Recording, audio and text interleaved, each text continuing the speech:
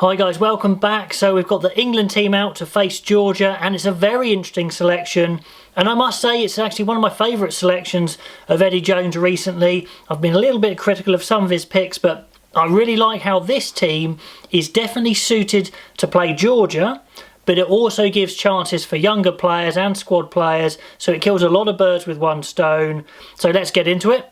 Ellis Genge getting the start at loose head. He's explosive, he's aggressive.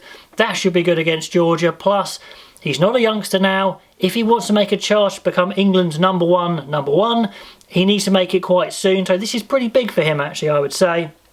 And all change on the other side of the scrum as well. In tight head, Will Stewart comes in.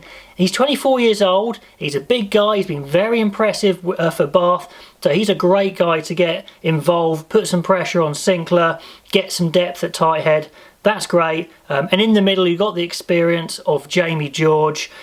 Plus, set piece is going to have to be king against Georgia. Georgia will want to try and beat you in the scrum. George is your best scrummager. So that balances out the inexperience a little bit. Now the second row is not exciting, so you wouldn't say Yules and Launchbury were the most flashy of players, but what they are big, they're physical, they're big scrummagers. They will give the props a big push in that scrum, and they'll fight all day long, they'll scrap all day long. I'm sure that's what they're there for, kind of the workhorses of the team. And they've moved Itoje to 6, very interesting. He's better at second row, we know he's our best second row, but for this specific game and for games like this where you want to add size, maybe some line-out options, it's definitely worth doing. He's very good there, and you can just let him off the leash. So I think horses for courses. I wouldn't normally have him at 6, but I'm happy with him there. What it does do is frees up Jack Willis, who's finally been selected, which is brilliant, to just go and play his game. Less pressure for carries, he can go and contest the ball, have fun. Age 23, this guy is ready, playing 7, super interesting.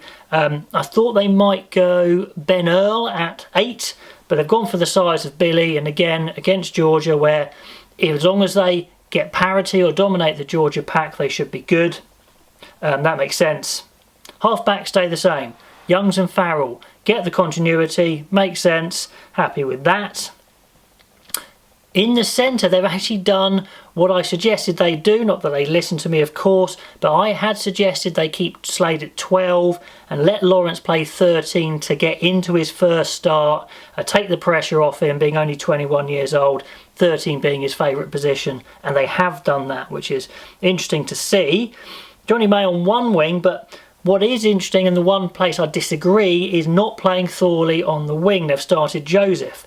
I wonder if Thorley's got an injury. If not, it seems a little harsh to play a guy out of position on the wing. Joseph's done well for England on the wing before, but still it looked like a definite chance, an opportunity, a perfect opportunity to give Thorley a go on the wing. Anyway, Daly's back at 15, good to see him back. But what's interesting on the bench is not Furbank, it's Malins. And I think that's the way round they should have it, so that's good to see. Nothing against Furbank, but I just think Daly and Malins are a bit better. The bench is very strong. The forwards on the bench with Dunn backing up George, fine, but then Vunipola, Sinclair, Earl and Curry, wow. Talk about impact substitutes off the bench. They don't need a second row sub because you've got Itoje at 6. No Hill in the squad, no Johnny Hill in the squad, which is a shame, but he did sit out training, I think. Maybe they're keeping him fresh. Maybe he just wasn't right for this game, but I wouldn't read too much into that on the pecking order. Then Robson again covering 9. Malins, like I said, be very interesting to see if he can slot in at 15 for a decent amount of game time. And rather than a winger like Thorley, they've gone for Marchant. Good for him, he's been patient. He hasn't had maybe the game time for England maybe he deserves. Can play 13 or on the wing as well, which may be where we'll see him actually. That'll be interesting to see where he comes on. Yeah, really excited to see this team. I think it's a good balance to play Georgia and a good balance to get new guys in, new combinations. Yeah, super happy with that. Let me know if you're happy too, or if you disagree with certain places, and I will catch you next time.